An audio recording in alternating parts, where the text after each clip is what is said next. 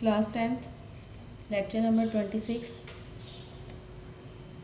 Grammar हमारा ये चल रही है। लेक्चर 25 में भी आपने ग्रामर का एक पोर्शन किया। हमने इसम मुश्तक की इकसाम स्टार्ट की हुई है, जिसमें से हमने पहली किस्म जो है वो की थी उस दिन इसम फ़ाइल। तो चूँकि एक आपका वो बना हुआ है, कह लें कि एक सीक्वेंस बना हुआ है, तो इसलिए नेक्स्ट लेक्चर में भी मैं आपको यही चीज़ जो है वो करवा रही हूँ, ताकि आपको जो है वो पिछली चीज़ भूले ना और अगली भी जो है वो अच्छे से ज़हन नशीन हो जाए। तो इसकी पहली किस्म जो है इसम फ़ाइल थी, इसम मुश्तक की, और दूसरी किस्म हम आज करेंगे इसम मफ़ूल। इसम मफ़ूल देखें पेज नंबर 6 के ऊपर इसम मफ़ूल की डेफिनेशन है। वो इसम मुश्तक है जो किसी का मफ़ऊल होना ज़ाहिर करे। ठीक है, जैसे लिखा हुआ ख़त। मफ़ऊल क्या होता है? जो हमारा ऑब्जेक्ट होता है, ठीक है, जिसके ऊपर काम वाक़या हो रहा होता है। तो इसम मफ़ऊल वो इसम मुश्तक है जो मफ़ऊल होना ज़ाहिर करे। तो क्या उसकी एग्जांपल्स में क्या है? लिखा हुआ ख़त, पढ़ी हुई किताब। इन जुमलों में लिखा हुआ और पढ़ी हुई इसम मफ़ऊल हैं, क्योंकि ये दोनों ख़त और किताब का मफ़ऊल होना ज़ाहिर कर रहे हैं।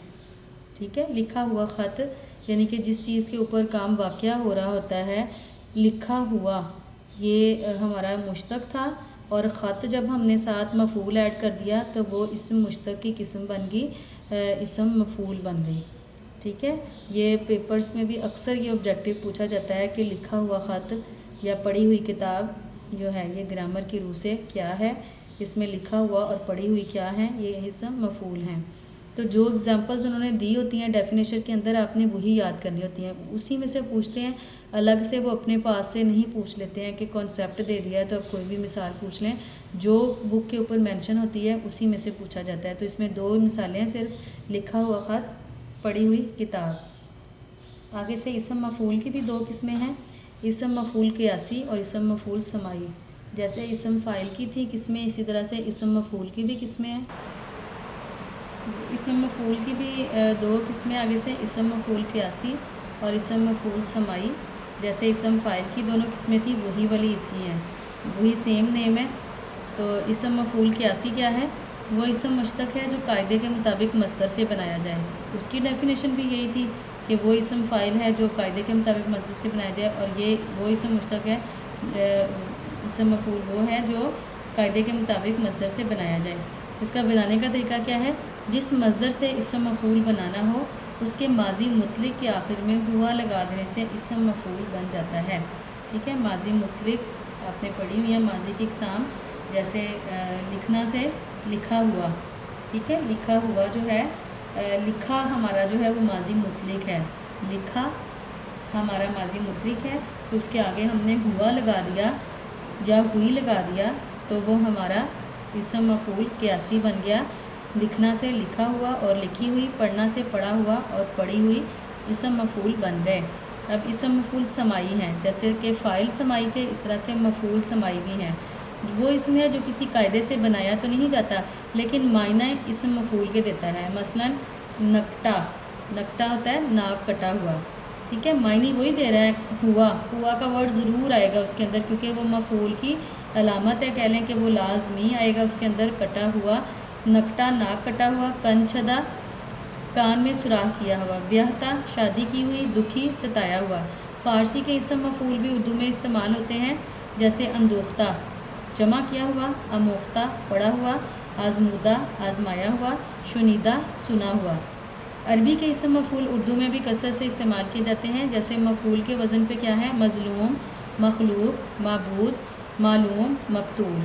हम इन लफ्ज़ों को बहुत बेजा इस्तेमाल इसका करते हैं, लेकिन हमें ये नहीं पता कि ये अरबी के हैं और ये इसम मफ़ऊल हैं।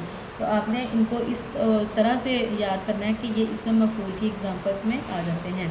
मुफ्ताल के वज़न पे हैं मुक़्तदर, मुंतशर, मुंतज़र और मुंतखब।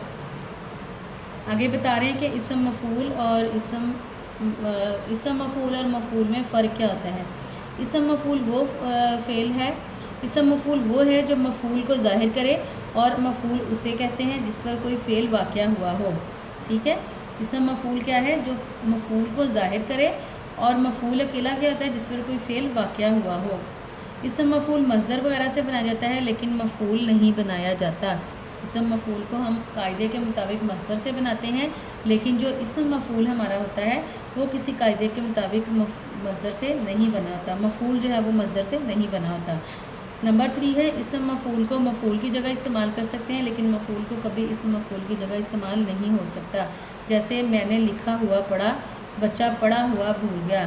ان جملے میں لکھا ہوا پڑھا ہوا دونوں اسم مفعول ہیں جو مفعول کی جگہ استعمال ہوئے ہیں۔ ٹھیک ہے، پڑھا ہوا بھول گیا، میں نے لکھا ہوا پڑھا، یعنی یہ تو استعمال ہو رہا ہے اس کی جگہ پہ، لیکن مفعول جو ہے وہ اسم مفعول کی جگہ پر استعمال نہیں ہو سکتا۔ اس کے بعد اس کی اگلی قسم ہے، اسم مشتق کی اگلی قسم کرتے ہیں اسم حالیہ۔ چونکہ اسم مفعول اتنا لمبا چوڑا نہیں تھا اور اسم فاعل کر لینے کے بعد جو ہے وہ اسم مفعول کو کرنا آسان ہو جائے گا، تقریباً اسی پیٹرن کے مطابق ہیں، بس اس کا نام اور ایگزامپلس چینج ہیں۔ اسم حالیہ جو ہے یہ بہت ہی آسان سا ہے، اسے حالت سے یہ لفظ نکلا ہے، حالیہ حالت کو بیان کرنا۔ وہ اسم مشتق ہے جو کسی فاعل یا مفعول کی حالت بیان کرے، جیسے نعیم ہنستا ہوا آیا، وسیم نے کامران کو پڑھتے ہوئے دیکھا۔ پہلے جملے میں ہنستا ہوا فاعل نعیم کی حالت بیان کر رہا ہے، دوسرے جملے میں پڑھتے ہوئے کامران جو کہ مفعول ہے کی حالت بیان کر رہا ہے، لہٰذا ہنستا ہوا اور پڑھتے ہوئے دونوں اسم حالیہ ہیں۔ اسم حالیہ بنانے کا طریقہ کیا ہے؟ مصدر کے آخر سے نہ ہٹا کر تا ہوا لگا دینے سے اسم حالیہ بن جاتا ہے، جیسے لکھنا سے لکھتا ہوا، لکھتی ہوئی، پڑھنا سے پڑھتا ہوا اور پڑھتی ہوئی اسم حالیہ ہیں۔ ٹھیک ہے، یہ میں اگلی 2 قسمیں آپ کو کروائی ہیں۔ اسم فاعل ہم نے پہلے کیا، اس کے بعد اب اسم مفعول کیا اور اسم حالیہ کیا ہے۔ اب ہمارے پاس اسم حاصل مصدر اور اسم معاوضہ رہ گئے ہیں، ان کو ہم نیکسٹ لیکچر میں انشاءاللہ کسی بھی نیکسٹ لیکچر میں کر لیں گے۔